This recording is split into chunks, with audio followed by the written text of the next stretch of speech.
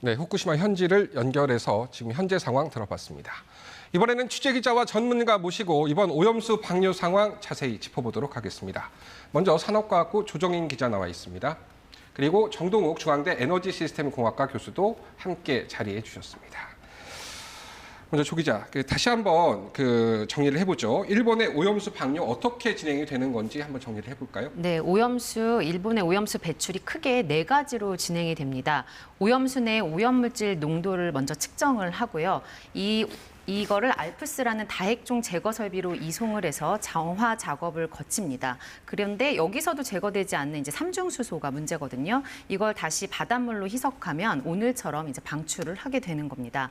여기서 가장 중요한 게 희석 작업일 텐데요. 오염수 1톤에 해수 1,200톤 비율로 바닷물을 섞어서 알프스로도 걸러지지 않는 삼중수소를 이 농도를 1리터에 1,500베크렐 이하로 떨어뜨리게 됩니다. 일본 방출 기준의 40분의 1 수준인데 이 오전까지 방수 설비에 일시 보관했다가 측정 결과 문제가 없고 기상 상황도 괜찮다고 판단이 되면 해저 터널로 방류를 시작하게 됩니다. 그렇군요. 자, 이번에는 교수님께 좀 여쭤보겠습니다. 이 삼중수소 농도가 1리터에 1,500베크렐 이하로 배출해야 된다는 게 이제 계획인데 이렇게 내보내면 안전에는 크게 문제가 없는 겁니까? 문제 없습니다.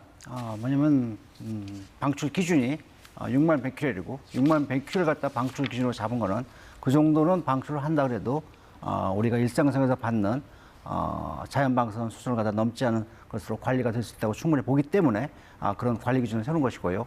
하지만 그보다도 훨씬 더 이게 뭐 자기 먼저 가서 좋으니까 그래서 40분의 1 이하로 희석해서 내보내겠다는 것이기 때문에 그 정도로 나온다면은 뭐 우리나라가 문제가 아니고 후쿠시마 해역을 봐서 하는 것이기 때문에 문제가 없습니다. 그렇군요.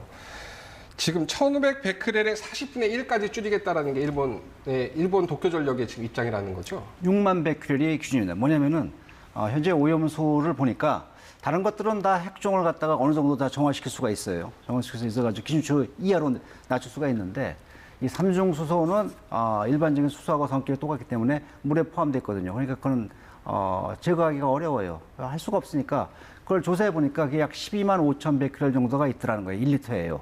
근데 6만 베크렐보다 그것이 한 2.5배 정도 이게 더 있는 것이지요. 그러니까 그걸 할 수 있는 방법은 희석밖에 없는데 그 희석하는 방법으로서 사실 6만 베크렐 이하로 낮추면 되지만은 그거 갖고는 뭐 안심을 못 하니까 이게 안전의 차원이 아니라 안심의 차원에서 못 하니까 더 희석을 해가지고 1,500 베크렐 정도로 하겠다라는 것이 일본이 지금 하고자 하는 것입니다. 그렇군요.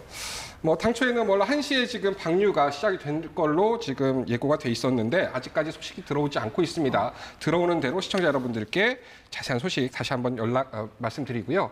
교수님, 일본의 방류 조건 중에 보면은 삼중수소 농도 외에도 기상 상황에 따라서 방류 시간을 조정하겠다, 방류 시기를 조정하겠다 이런 얘기들이 나왔거든요.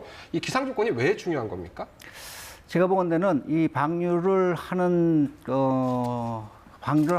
그 행위 자체에 기술적으로는 좀 어려울 것이 저는 없을 거라고 보는데 첫째는 많은 분들이 거기에 참관하러 오실 거라고 봅니다. 이 방송국도 많이 나와 있지 않습니까? 기상 상황이 나쁘면은 당연히 그런 참관하고 관찰하는데 어려움이 있겠죠.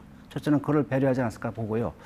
두 번째 테크니컬을 좀 본다면은 이것을 방류를 한 다음에 방류되는 포인트, 그러니까 이제 해안변에서 시작해서 대략 한 1km 정도의 방출하는 포인트가 있는데 거기서 나와가지고 바닷물하고 잘 섞여 나가는지 그걸 그 주변에서 시료를 채취해가지고 확인하게끔 돼 있어요. 이렇게 계획을 잡고 있더라고요. 그런데 풍랑이 세거나 바람이 세면은 배를 띄워가지고 채취해야 되는데 약간의 좀 문제점이 있을 수가 있겠죠. 그러니까 그렇죠. 그런 걸 보는 것이고 더 심하게 태풍 같은 게 온다. 그러면은 사실은 뭐 취수를 할 적에 취수해가지고 물을 섞어야 되는데 그런 데 있어서 좀 어려움이 있을 수 있으니까 네. 그런 것이지. 그렇군요. 지금 교수님 말씀하는 중간에 지금 속보가 들어와 있습니다. 일본 후쿠시마 원전 오염수 방류가 시작됐다는 소식이 들어와 있습니다.